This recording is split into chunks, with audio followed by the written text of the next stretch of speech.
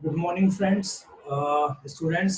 देखो, हमने लास्ट के सारे इस चैप्टर का सारे वीडियोस कंप्लीट हो चुके हैं। सिर्फ एक ही चीज़ बची है, मार्केट इकोनॉमी और सेंट्रल इकोनॉमी में डिफरेंस। इसको हम समझ चुके थे, बट आज हम इसमें दोनों में क्या समझेंगे, डिफरेंस को समझेंगे और इनके कैरेक्टरिस्टिक। हम एक ही चीज़ याद करेंगे और सारी चीज़ें याद हो जाएगी। कैरेक्टरिस्टिक भी इसके यहीं पर कंप्लीट हो जाएंगे, ठीक। बट उससे पहले मैं आज आप लोगों के साथ में ये जो कि कल 2020 इकोनॉमिक्स का पेपर, राइट, जो हुआ है, मैं इसके बारे में आप लोगों से कुछ डिस्कस करना चाहता हूँ और बहुत ही जरूरी इंफॉर्मेशन आपको देना चाहता हूँ। ठीक है, तो हम लोग अभी 5 से 7 मिनट हम उसके बारे में देखेंगे और हम ये देखेंगे कि आज हमने जो ये चैप्टर हमने जो कंप्लीट कर लिया है, ठीक है ना, वो कितना हमको समझ में आया है और उससे रिलेटेड क्वेश्चन कैसे आ रहे हैं। ठीक है, तो बच्चों, ये रहा कल 2020 इकोनॉमिक्स का जो पेपर तो कल हुआ था। इसके बारे में आपको मैं बताना चाहूंगा। मुझे ऐसा लगता है कि इस बार, है ना, इकोनॉमिक्स का पेपर बहुत ही बढ़िया पेपर था, कॉन्सेप्ट वाला पेपर था। पुराना रटने वाले जो बच्चे हैं, जो ये सोचते हैं कि पुराने क्वेश्चन एज इट इज आ जाएंगे और हम उनका आंसर लिख के आ जाएंगे, उनको ये जरूर टफ लगा होगा। रियल में बोल रहा हूँ, इस बार का पेपर मुझे अच्छा इसलिए लगा क्योंकि इस बार गवर्नमेंट ने थोड़ा सा इसको टेक्निकल डिजाइन करा है। इसके पहले काफी, मतलब हर साल से मैं देख रहा था एज इट इज क्वेश्चन आ जाते थे, है ना, मैक्रो के कैरेक्टरिस्टिक, माइक्रो के कैरेक्टरिस्टिक। ठीक है, उसको बच्चा रट के, भले से समझ में आया नहीं आया, और रट के उसको लिख के आ जाता था, राइट, और पास भी हो जाता था। बट इस साल के इकोनॉमिक्स के पेपर को, अभी के पेपर को और लास्ट ईयर के पेपर को कंपेयर करके मैं कहूँ तो यदि बच्चों ने यदि लास्ट ईयर के हिसाब से इसको इस साल के पेपर को देने की कोशिश करी होगी, तो मैं बता रहा हूँ आपको, इस साल सबसे ज्यादा यदि बच्चे फेल होंगे कॉमर्स में तो वो होगा इकोनॉमिक्स का पेपर। क्योंकि ये अकाउंट का तो बहुत इजी आया था, जिस लेवल पे हम लोग पढ़ते हैं उससे बहुत नीचे का पेपर था। पेपर बच्चों ने 100% अटेंड करा अकाउंट का। बट ये जो इकोनॉमिक्स का पेपर था, 100% अटेंड करना, मैं सही की बात नहीं कर रहा हूँ, अटेंड करना भी एक बड़ी बात थी। और सिर्फ वही बच्चा 100% अटेंड कर सकता है जो, जिसने इसको कॉन्सेप्ट से समझा हो। क्यों, वो मैं बताऊंगा आपको, मैं वही बताने जा रहा हूँ।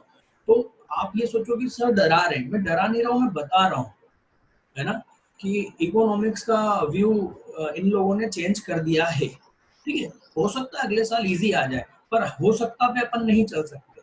अब हमको ये समझना जरूरी है कि गवर्नमेंट अच्छा पेपर डिजाइन कर सकती है मतलब इकोनॉमिक्स में। हालांकि हर साल ऐसा होता है कि 3 में से एक पेपर थोड़ा सा अच्छा डिजाइन किया जाता है, जिसमें मैक्सिमम बच्चे उस साल में उस पेपर में सप्लीमेंट्री लाते हैं। ठीक है, तो यहाँ पर देखिए, हमने जो पढ़ा है उससे रिलेटेड कुछ क्वेश्चन देखेंगे। अभी तक जो हमने इकोनॉमिक्स का जो फर्स्ट चैप्टर पढ़ा है उससे रिलेटेड कुछ चीजें पढ़ेंगे और मैं वो कुछ क्वेश्चंस में वो बताऊंगा जिनको कितना अच्छे तरीके से टेक्निकली इन्होंने घुमाया है ना, कंफ्यूज करने के लिए। पहला क्वेश्चन, ये 1 नंबर के ऑब्जेक्टिव्स है ना, क्या लिखा हुआ है, macro economics focuses on all the following except. ये इसका आपने यदि मैक्रो और माइक्रो को अभी जब मैंने पढ़ाया अच्छे से यदि समझा है, मैंने तो अच्छे से पढ़ाया है, आपने अच्छे से पढ़ा है कि नहीं पढ़ा, आपने अच्छे से समझा है कि नहीं। यदि आपने समझा है तो इसका आंसर आपके लिए मजाक है। पर यदि आपने इस पर ध्यान नहीं दिया, है ना, कि अरे ये 5 कैरेक्टरिस्टिक है, याद करके चले जाएंगे, ठीक है, वो व्यक्ति यहाँ फंस जाएगा, उसके ये 1 नंबर गए। और जिसने इसको समझा है उसके लिए इतना, वो उसका चेहरा खिल जाएगा कि अरे इतनी बकवास चीज पूछी। इसमें ध्यान रखना, इस क्वेश्चन में ये वाला वर्ड मत भूलना बेटा। इस क्वेश्चन का मीनिंग क्या हो गया, बच्चा है ना जल्दी जल्दी में पढ़ता है और ये वर्ड को भूल जाता है, इस पे ध्यान देना भूल जाता है। मीनिंग क्या है इस क्वेश्चन का? एक्चुअल मीनिंग ये है, यदि हिंदी अर्थ करूं तो हिंदी अर्थ ये है कि मैक्रो इकोनॉमिक्स फोकस करता है फॉलोइंग को, ऑल सभी को करता है छोड़कर। किसको छोड़कर? मतलब एक कोई सा ऐसा है जो कि माइक्रो से है, मैक्रो का ना होके वो कौन सा है? माइक्रो का। आपको एक्चुअल में इन चारों एक्टिविटी में से एक वो एक्टिविटी ढूंढ के बताना है जो कि माइक्रो से रिलेटेड है, ना कि मैक्रो से। क्वेश्चन को ध्यान से पढ़ो, बहुत ही बढ़िया क्वेश्चन मैं कहूंगा, राइट। अब आप देखो, आप खुद आंसर बता सकते हो, कुछ सरल सोच के देखो अपने हिसाब से। यदि आपको इसका आंसर नहीं आ रहा है तो ये बात समझ लो कि आपको और भी ध्यान से पढ़ने की जरूरत है। कोई बता? फर्स्ट वाले का कि सेकंड वाले का सर? फर्स्ट फर्स्ट बेटा, ये जो मैं रीड कर रहा हूँ इसका आंसर, माइक्रो इकोनॉमिक्स। इसका आंसर सर सी वाला। सी वाला। Sir aggregate demand. Aggregate demand, okay. और कोई? अब मैं इस क्वेश्चन को समझा रहा हूं, फिर से आंसर देना है आपको, ठीक है ना। हम फिर से बात करेंगे, हम आज यहाँ पर, हमको यहाँ टाइम लगेगा बट हम यहाँ पर इस चीज को समझेंगे कि कॉन्सेप्ट कितना जरूरी होता है, ये समझेंगे हम, ठीक है। देखो मैक्रो में हम किसकी बात करते हैं? ओवरऑल पूरी इकोनॉमी की बात करते हैं, है ना।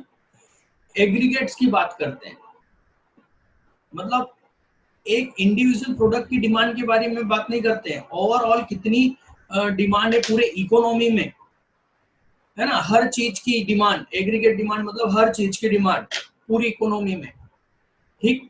तो मैक्रो में हम सभी को लेके बात करते हैं।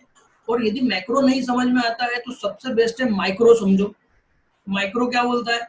माइक्रो बोलता है कि किसी एक के बारे में जब हम बात करते हैं, इंडिविजुअल यूनिट के बारे में, तो वो क्या होता है? माइक्रो में होता है।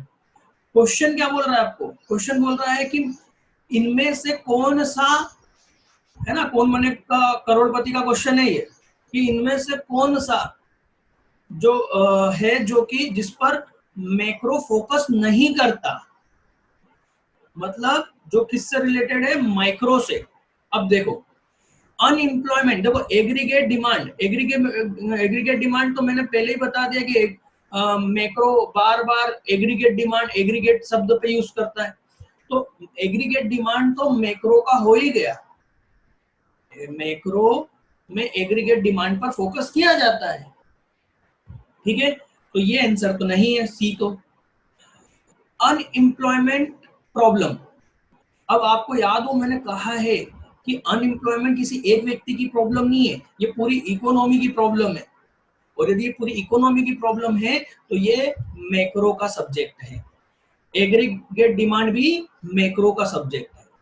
अब इधर आओ, money inflation in economy, word आगे लिख रहा है इन इकोनॉमी। इकोनॉमी में मनी का जो मनी में जो महंगाई जो वृद्धि होती है, राइट। तो इकोनॉमी की बात कर रहा है, ओवरऑल इकोनॉमी की बात कर रहा है, तो किसकी बात है? मैक्रो में बात कर रहा है, राइट। और डी क्या है? Jute industry.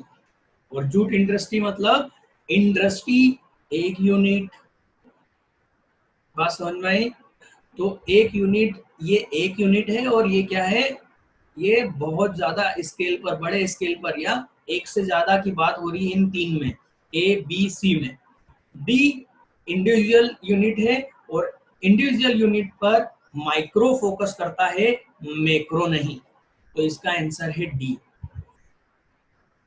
तो बेटा जिस व्यक्ति का आंसर ये नहीं आया इजीली, उसको मेहनत करने की जरूरत है, ये समझ लेना। क्योंकि मैंने तो पढ़ाया है, मैंने आपको समझाने की कोशिश की है, बट यदि आपके फिर भी आंसर नहीं बने हैं तो आपको इस सब्जेक्ट पर मेहनत करने की जरूरत है। इतना आसान मत लो, बहुत आसान भी है, समझोगे तो ये बहुत ही मजेदार सब्जेक्ट है ना।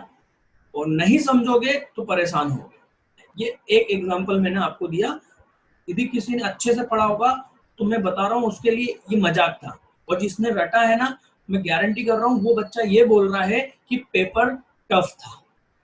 मेरे को दोनों बच्चे मिले, एक ने बोला सर मजा आ गया, 15 मिनट पहले मैं क्वेश्चन पूरा पेपर कंप्लीट करके बैठ गया, और एक सोचता ही रह गया कि क्या करना है इसमें।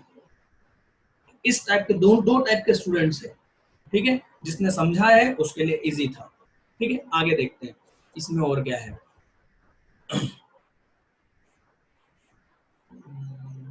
देखिए ये फर्स्ट वाले का कोई आंसर दे सकता है?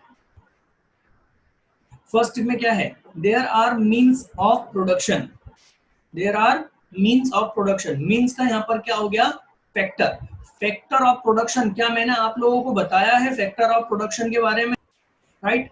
तो यहाँ पर वो चारों फैक्टर, लैंड, लेबर और कैपिटल और एंटरप्रेन्योरशिप, राइट?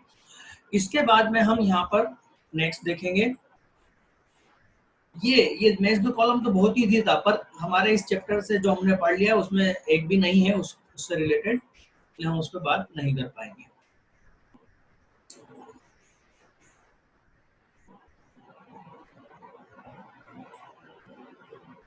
बहुत बेसिक क्वेश्चन पूछे, बहुत।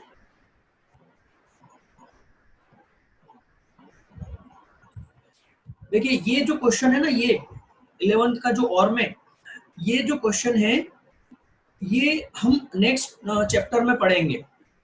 बट आपको मैं बताऊं इस क्वेश्चन की खासियत, इसको क्वेश्चन इसका बनता ही नहीं है।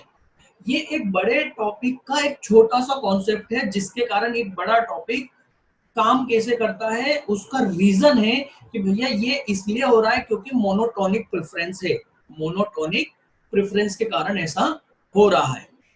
इसका क्वेश्चन नहीं है, बात को समझने की कोशिश करो, है ना। शायद पहले कभी पूछा भी नहीं गया होगा, ये कभी नहीं पूछा गया है ना। तो ये क्वेश्चन बन गया।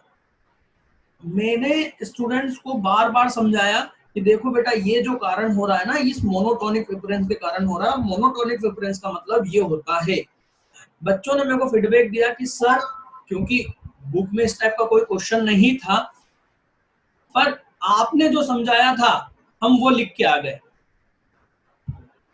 और मैं आपको बता दूं, मैक्सिमम टीचर इस चीज पर ध्यान ही नहीं देंगे, वो बड़ी चीज समझा देंगे, बेटा ऐसा ऐसा हो गया, खत्म बात। तो बहुत बेसिक लेवल पर हमको पढ़ने की जरूरत है। ये जो क्वेश्चन है ना, बहुत ही बेसिक लेवल पे, ये इसी का यही वाला 11th वाला है ना। What do you mean by complement,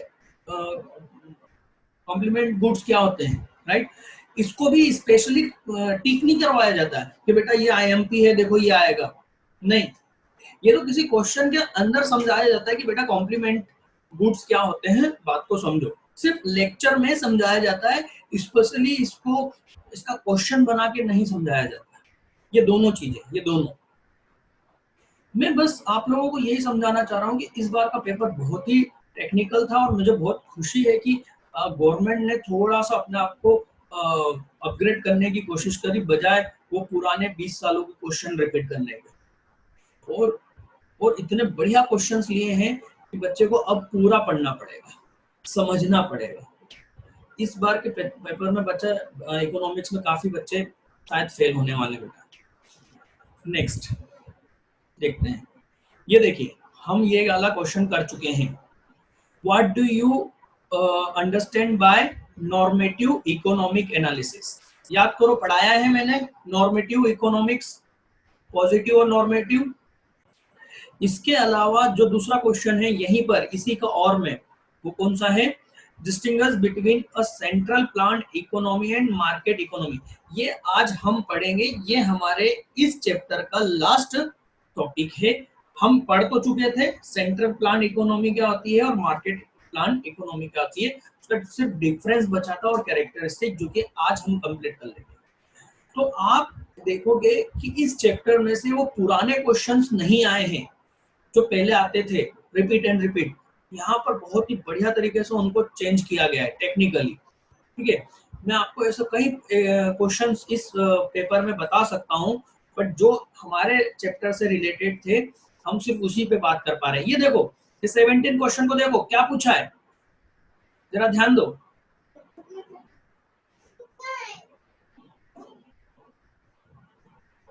देखो जरा, बताओ क्या है ये question. What are the four factor of production, जिस पर अभी हमने बात करी थी, और उनको क्या यस सर। मिलता है? रेम्यूनरेशन। तो लैंड को मिलता है क्या? रेंट। लेबर को क्या मिलता है?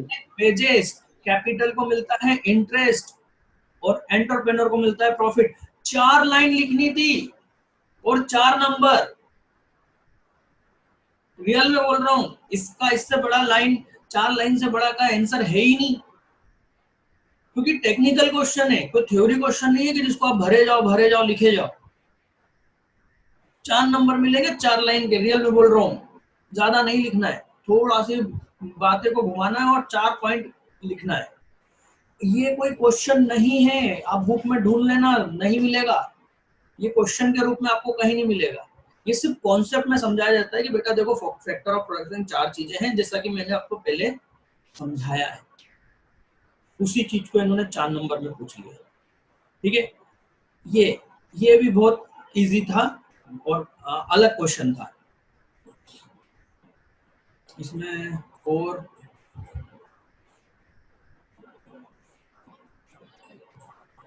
इसमें एक और मैं बताऊंगा, ये भी टेक्निकल है, ये भी टेक्निकल क्वेश्चन है, बहुत बढ़िया क्वेश्चन घुमाया है ना।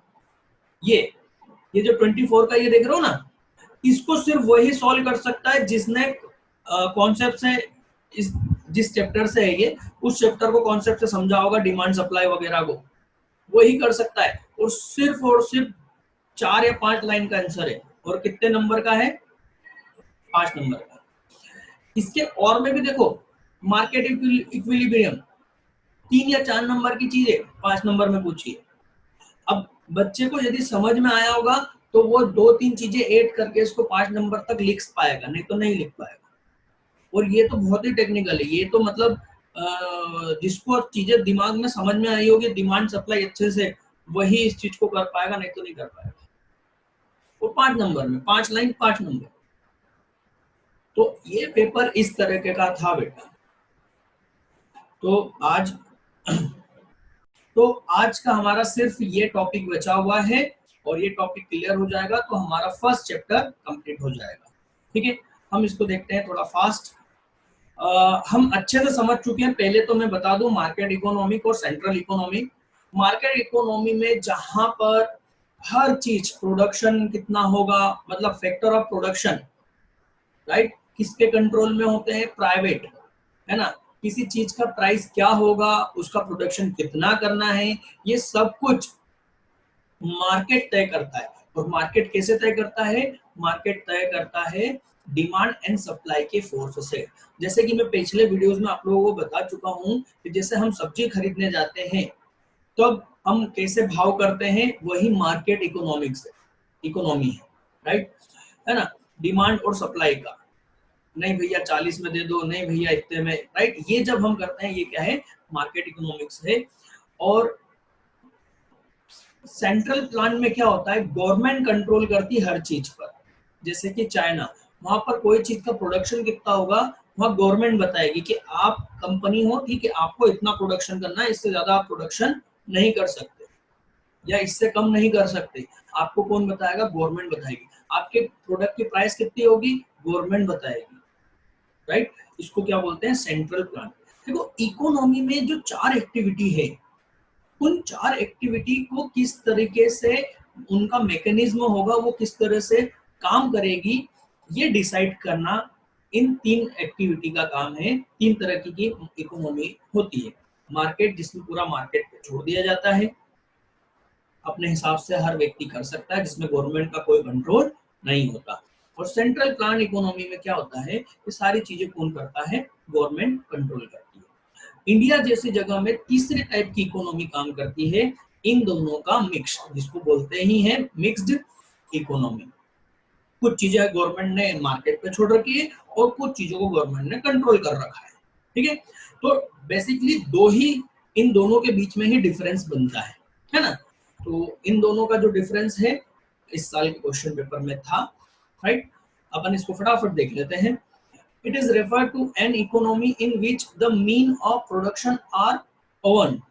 मतलब प्रोडक्शन, मीन्स ऑफ प्रोडक्शन का मतलब क्या? फैक्टर ऑफ प्रोडक्शन किसके कंट्रोल में होते हैं? प्राइवेट सेक्टर के कंट्रोल में होते हैं। मेरी कंपनी है, मैं जितना कमाऊं, जितना प्रोडक्शन करूं, मेरे को रेंट कितना देना है, मैं फैक्ट्री के ओनर से जाके बात करूंगा, उससे पूछूंगा कि भैया आप कितने पे दे रहे हो, वो बोलेगा 1 लाख रुपए महीना देना पड़ेगा, मैं बोलूंगा नहीं भैया 80,000 रुपए में बताओ, वो बोलेगा नहीं ठीक है 95, मैं बोलूंगा ठीक है एक काम करो 85 में फाइनल करो। ये क्या है, मार्केट पे छोड़ रखा है, गवर्नमेंट इसमें कुछ नहीं करेगी, ठीक है। वेजेस कितनी होगी, तो वेजेस कितनी होगी, तो यदि मैं लेबर हूं या मैं एम्प्लॉय हूं, वेजेस का मतलब सिर्फ मजदूर नहीं है यहाँ पर, हाँ एम्प्लॉइज भी होता है। मेरे को अकाउंटेंट की जॉब चाहिए, मैं जाके बोलूंगा भैया 15,000 रुपए चाहिए, वो बोलेगा नहीं नहीं नहीं 10,000 से ज्यादा नहीं दे पाएंगे, फिर बात हुई 12 पे।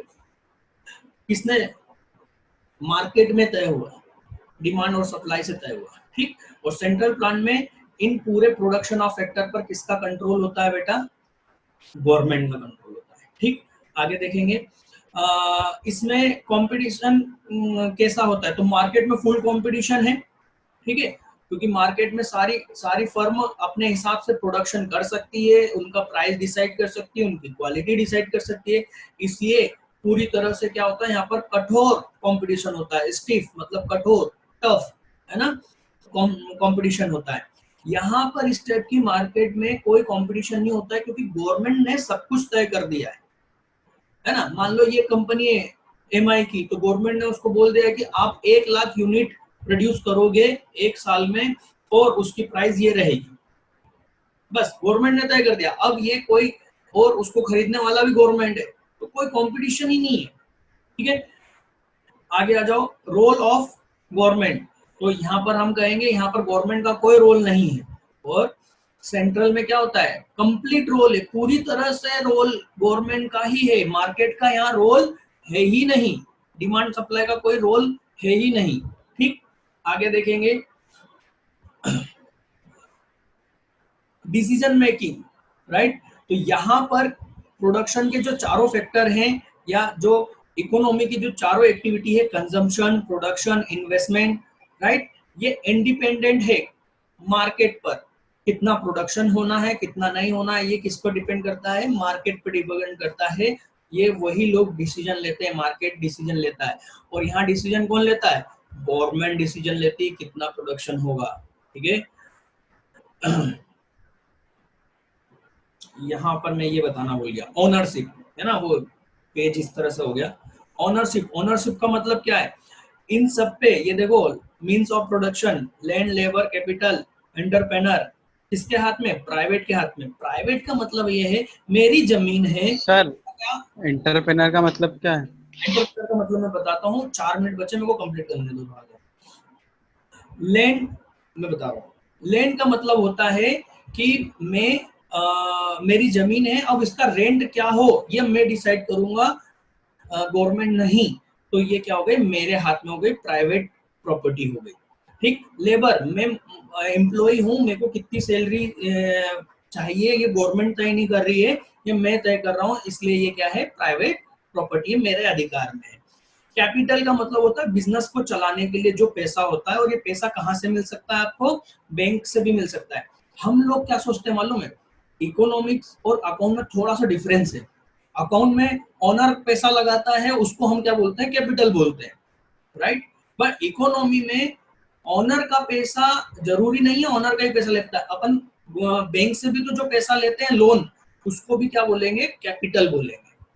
तो बैंक कितना इंटरेस्ट लेगी जो हमको वो लोन के रूप में दे रही है एज अ कैपिटल, वो कौन तय करेगा, बैंक तय करेगी। उसे 18% चाहिए, 8% चाहिए, 4% चाहिए, वो कौन तय करेगा, बैंक तय करेगी, राइट। इसलिए वो क्या है, प्राइवेट है ना। अब आ गई एंटरप्रेन्योरशिप। एंटरप्रेन्योरशिप का मतलब होता है उद्योगपति, बिजनेसमैन, जो व्यक्ति रिस्क ले रहा है बिजनेस करने का, उसको क्या बोलते हैं, एंटरप्रेन्योर, राइट। तो वो पैसा तो मेरे पास भी, आपको ऐसे बहुत से लोग मिलेंगे जो बोलेंगे पैसा बहुत है उनके पास में, पर वो लोग बड़े बिजनेस नहीं करते, क्यों, क्योंकि वो रिस्क नहीं ले पाते हैं, और रिस्क न लेने की वजह से उनको हम एंटरप्रेन्योर नहीं बोल सकते, राइट। तो एंटरप्रेन्योर की क्वालिटी क्या है, जो रिस्क लेता है, और जो व्यक्ति रिस्क ले रहा है बिजनेस को चालू करने की, वो क्यों चालू कर रहा है बिजनेस, उसको क्या चाहिए, उसको चाहिए प्रॉफिट, उसको इंटरेस्ट पे कैपिटल नहीं चाहिए, उसको क्या चाहिए, प्रॉफिट चाहिए। तो कितना प्रॉफिट होगा, कोई प्रोडक्ट में मैं कितना अपना प्रॉफिट रखूंगा, ये मैं एंटरप्रेन्योर ही डिसाइड करूंगा, राइट। गवर्नमेंट डिसाइड नहीं करेगी कि भैया मोबाइल सबका मिलने का अधिकार है इसलिए आप इसमें 10% से ज्यादा प्रॉफिट नहीं ले सकते हो। गवर्नमेंट ने खुला छोड़ रखा है, जितना तुमको लेना है प्रॉफिट लो। इन चारों फैक्टर का जब हम खुद अपने हिसाब से डिसीजन लेते हैं, गवर्नमेंट का रोल नहीं होता है, तो हम मार्केट इकोनॉमी में हैं। बट इन चारों का जब डिसीजन गवर्नमेंट लेती है कि रेंट कितना होगा, वेजेस कितनी होगी, इंटरेस्ट कितना होगा, एंटरप्रेन्योर कितना प्रॉफिट एड कर सकता है अपना, तो वो होता है सेंट्रल प्लान इकोनॉमी में, ठीक है। तो नेक्स्ट यहाँ पर है, ये हम कंप्लीट कर चुके हैं। यहाँ पर आ गया प्रॉब्लम सॉल्विंग। तो जो सेंट्रल प्रॉब्लम है, याद करो हम पढ़ चुके हैं central problem, what, how, for, whom to produce, right. ये कौन सॉल्व करता है, किसके थ्रू सॉल्व होता है, ये सॉल्व होता है प्राइस मैकेनिज्म के जरिए। और सेंट्रल इकोनॉमी में कौन सॉल्व करता है, गवर्नमेंट की जो प्लानिंग अथॉरिटी होती है, हम आए दिन हमारे यहाँ भी सुनते रहते हैं आयोग, है ना, फलाना आयोग फलाना आयोग, वो इसको क्या करता है, कंट्रोल करता है, ठीक है। तो आज के हमने लेक्चर में इसको कंप्लीट कर लिया है। आप ध्यान से सुनो, यदि आपसे वो बोलता है कि मार्केट इकोनॉमी के कैरेक्टरिस्टिक बताओ, तो आपको ये सारी चीजें एक साथ लिखनी है। ये सारी चीजें एक साथ लिख दोगे, यही क्या हो गया, मार्केट इकोनॉमी के कैरेक्टरिस्टिक। इधर सेंट्रल का पूछा तो ये लिख देना, मतलब एक चीज याद करो, 3 क्वेश्चन आपके याद हो जाएंगे, ठीक है। तो यहाँ पर ये कंप्लीट हो गया। अब हम कल नेक्स्ट चैप्टर पढ़ेंगे और वहां पर हम बहुत अच्छे से पढ़ेंगे, इसलिए कोई भी उस लेक्चर को मिस मत करना, नहीं तो आगे का सारा कुछ खत्म हो जाएगा, ठीक है। तो अब हम कल मिलते हैं।